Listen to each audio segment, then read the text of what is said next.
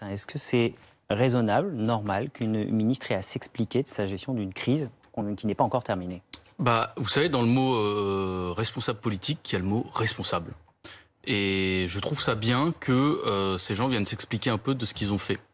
Parce que l'irresponsabilité, politique comme judiciaire, c'est ce qui caractérise aujourd'hui le gouvernement d'Emmanuel Macron. Ça n'a pas commencé qu'avec la crise du Covid. Le dernier en date, c'était Jean-Michel Blanquer qui ment, parce que le mensonge, ou qui insulte des gens sur l'allocation de rentrée scolaire. C'est aussi toutes ces choses-là qui, mises bout à bout, font penser aux gens que c'est pas normal. On a des responsables politiques qui mentent, qui insultent, qui ne disent pas la vérité, ou qui ne prennent pas leurs responsabilités Ce que vous faites en main.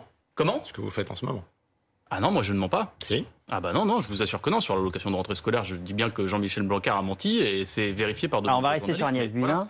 Je dis ça parce que moi je vais pas pleurer pour elle, même si on peut comprendre. Alors il y en a qui disent il faut pas que la vie politique se judiciarise, mais dans ce cas-là, prenez des décisions politiques de démissionner quand vous êtes en situation d'échec. C'est ça qu'il faut faire. Agnès Buzyn, je le rappelle, n'a pas coupé les lignes très tôt entre Paris et Wuhan.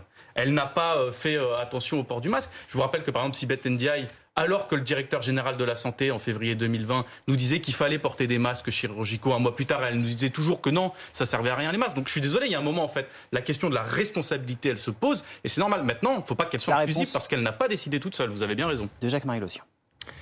Cette histoire est assez, gênante.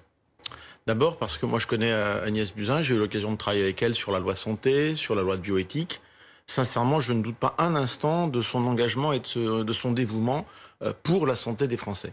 Je rappelle à ceux qui crient tout de suite à Rose sur la ministre qu'elle a été ministre jusqu'en février, je crois 15 ou 16 février 2020. Il me semble que la pandémie et notamment le confinement a été déclaré, je crois, le 16 mars. Donc après, c'était Olivier Véran.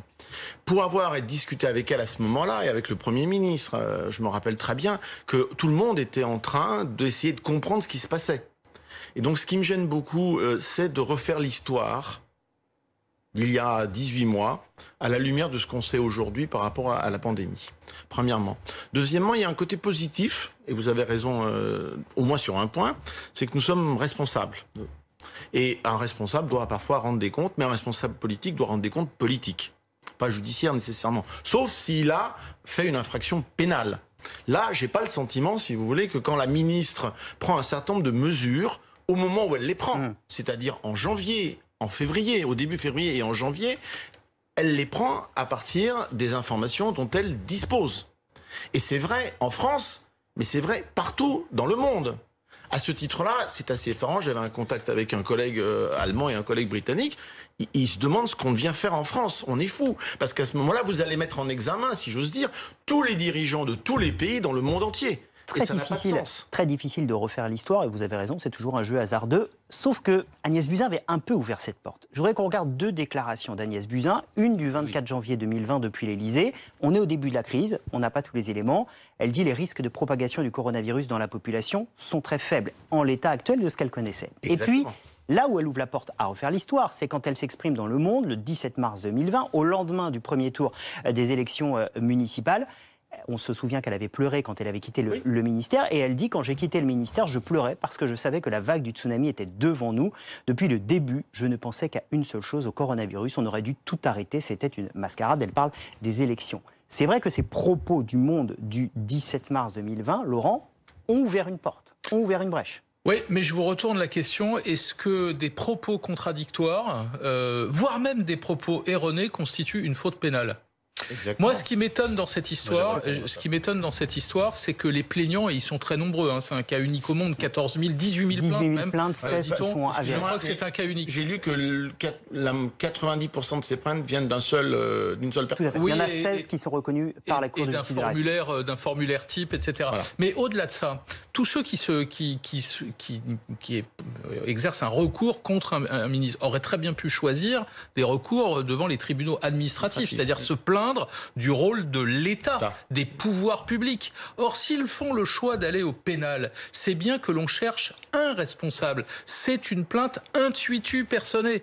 On cherche à démontrer que telle ou telle personnalité politique a failli. C'est bien une plainte pénale. Alors, on voit bien le côté politique de la chose et les faits faits recherchés. Les faits, c'est qu'une plainte au pénal, et on le voit bien avec l'émotion que suscite la mise en examen de l'ancienne ministre, a un côté infamant que n'aurait pas une plainte devant un tribunal administratif. Donc il y a un double effet recherché. Il y a effectivement la recherche de responsabilité, et là on peut convenir que les responsables politiques, par définition, doivent être responsables, mais en allant au pénal, on cherche à désigner du doigt des responsables. J'ose à peine employer le mot de bouc émissaire, mais c'est bien de ça dont il s'agit, comme si une épidémie mondiale, qui a quand même causé la mort de 115 000 personnes en France, était le fait d'un ou de plusieurs responsables politiques. Et ça, pour le coup, c'est propre à la France. Alors, il y a des poursuites judiciaires ailleurs, notamment contre Bolsonaro au Brésil, contre l'ancien président du Conseil en Italie, c'est vrai, mais pas dans ces proportions-là et pas comme ça. David Guiraud.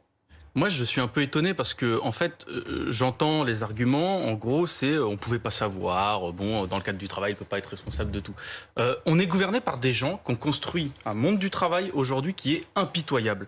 C'est-à-dire qu'il y a quelques mois à Strasbourg, vous avez une caissière qui s'est fait virer parce qu'elle a acheté pendant sa pause une baguette et une patate. C'est ça la réalité du monde du travail. C'est quand vous avez des syndicalistes, je pense à Gaël Kirand par exemple, qui défendent leurs conditions de travail, ils se prennent 1 an de mise à pied cumulée, ils se prennent 14 tentatives de licenciement. Et vous voudriez qu'on ou qu'on ait à comprendre que pour une ministre, c'est difficile d'assurer son travail. Si, pour moi, monsieur Marie-Laure, je vous dis une chose simple. Quand vous dites que vous savez que la vague est en train d'arriver, mais que vous désertez pour aller faire une campagne municipale à Paris, il y a déjà un problème. Alors, moi, je veux bien qu'on s'inquiète de la judiciarisation de la vie politique. Pourquoi pas ? C'est pas quelque chose qui est absurde de s'en inquiéter. Mais dans ce cas-là, si vous voulez éviter ça, prenez des conséquences politiques quand vous êtes face à des actes politiques infâmes.